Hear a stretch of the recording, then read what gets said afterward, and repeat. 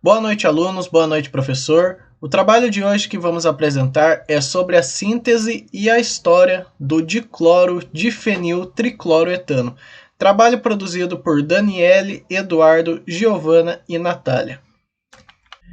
Nosso trabalho começa com a primeira pessoa que sintetizou o dicloro difenil tricloroetano, mais conhecido como DDT.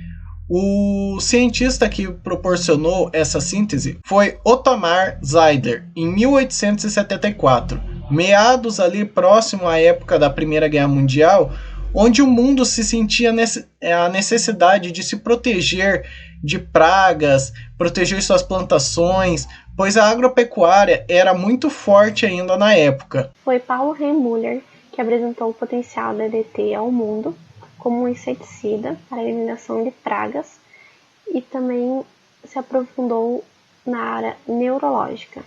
Então, algumas características do composto DDT. Então, o número de registro, todo composto tem o seu registro único. O do DDT é o 50-29-3. Ele tem baixa hidrossolubilidade, então quer dizer que ele é difícil ser dissolvido em água e tem alta lipossolubilidade, então tem uma fácil penetração em membrana biológica. Ele é um isômero, Os isômeros são substâncias orgânicas que apresentam a mesma fórmula molecular, mas possuem propriedades e características estruturais diferentes. Ele tem um ponto de fusão de 109 graus e uma pressão de vapor a 2,53 vezes 10 a menos 5. Bom, em relação à toxicidade do DDT, ela acontece tanto na forma direta de exposição quanto indireta.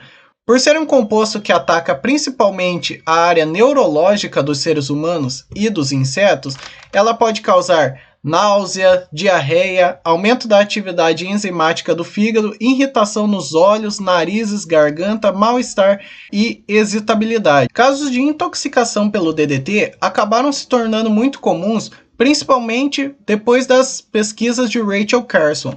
Nesse trabalho, temos como objetivo geral apresentar a partir de uma pesquisa a síntese do composto DDT. E como objetivos específicos temos analisar a síntese do mecanismo de reação na formação desse composto, explorar como os malefícios do DDT podem afetar o cotidiano da população civil e agropecuária, contextualizar a carga histórica do composto. Para o procedimento experimental, os materiais que foram utilizados são um balão volumétrico de 500 ml de fundo redondo, um funil de vidro, um agitador mecânico, uma balança semi-analítica, uma pipeta volumétrica, um becker de 500 ml, um papel de filtro, um kitazato e um funil de filtragem. Para que seja realizada a síntese do DDT, foi necessário que fosse feita a condensação do hidrato de cloral ao benzeno utilizando 30 gramas de hidrato de cloral e 40 ml de benzeno, adicionando lentamente o ácido sulfúrico concentrado com o auxílio de um funil, que foi o composto que é adicionado para cumprir o papel do catalisador, e utilizando um balão volumétrico do fundo redondo com capacidade de 500 ml, equipado com agitador mecânico para que a solução fique sempre em constante movimento.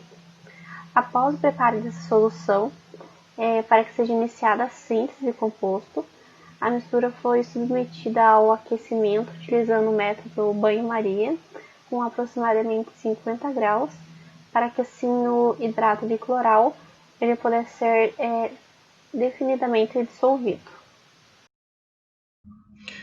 Bom, após isso, a solução foi submetida à agitação constante, depois deixada em repouso por aproximadamente 30 minutos, em um becker com água e gelo, formando então, depois desses 30 minutos, um precipitado de coloração branca, e depois disso, esse precipitado foi filtrado a vácuo. Bom, após ter sido filtrado, o precipitado foi lavado com água e uma solução de bicarbonato de sódio a 4%. E em seguida, foi devidamente cristalizado com metanol. Em seguida, seco e inserido em uma estufa a 50 graus Celsius em um intervalo de 8 horas. Os métodos analíticos utilizados na caracterização do composto foram a cromatografia, o espectro de ressonância magnética nuclear, o espectro ultravioleta e o espectro de infravermelho. Foi escolhida a metodologia de Correia de 1981 por conta da forma que ele explora os reagentes para obtenção final do produto. E com base na literatura, podemos ver os desafios ao realizar essa síntese, como manusear os reagentes, sendo eles aquecidos ou dissolvê-los, sendo necessário aguardar um tempo para agitação e repouso durante cada passo. Durante o processo, é necessário ser preciso e cuidadoso para que não ocorra riscos como os reagentes em quantidades divergentes e aquecer em temperatura maior ou menor. Em 1981, Correia foi um dos autores que conseguiu fazer e fez toda a síntese, todo o procedimento para a obtenção do produto DDT. Então, ele constatou nessa síntese dele, no experimento, que ele obteve 70% do produto.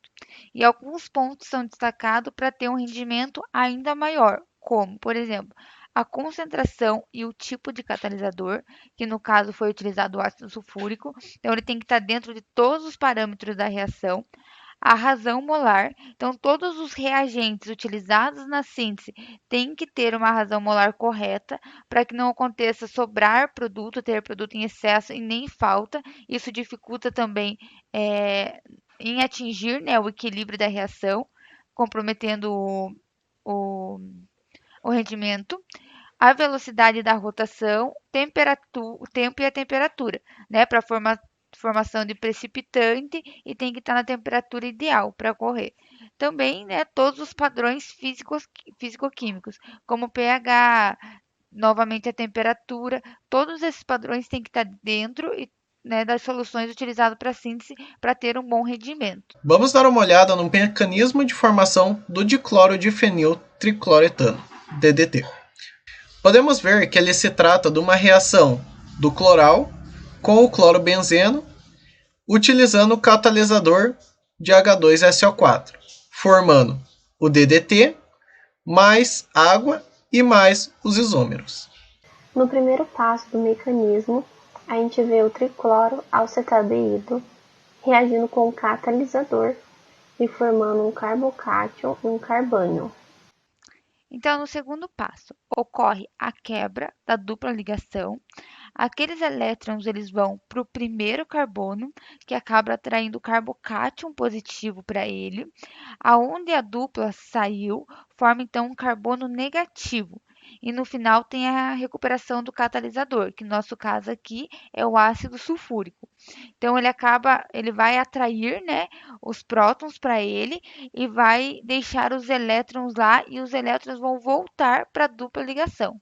No terceiro passo do mecanismo de formação do DDT, é estabelecido novamente uma reação com o catalisador, onde é atacado pelo oxigênio do composto com benzeno, formando um carbocátion e um carbânion H2SO4-. Bom, na quarta etapa do nosso mecanismo, temos aqui o oxigênio carregado positivamente, fazendo a quebra da sua ligação para que então seja gerado o carbocátion e a molécula de água. O clorobenzeno ataca o carbono do outro composto, aonde eles se juntam e o carbônio volta atacando essa estrutura. Dessa forma a gente tem a formação DDT e volta novamente o catalisador. Então, como conclusão, né, a partir de nossas pesquisas na literatura, em artigos científicos, foi possível notar que o composto DDT ele foi muito utilizado e muito eficaz naquela época, né? Ele foi essencial para a época, mas que infelizmente por falhas químicas e físicas ele não pode mais ser utilizado. Conseguimos ver também bastante a questão dos malefícios e os benefícios que ele trouxe, né, e fez para a saúde na época que ele era utilizado.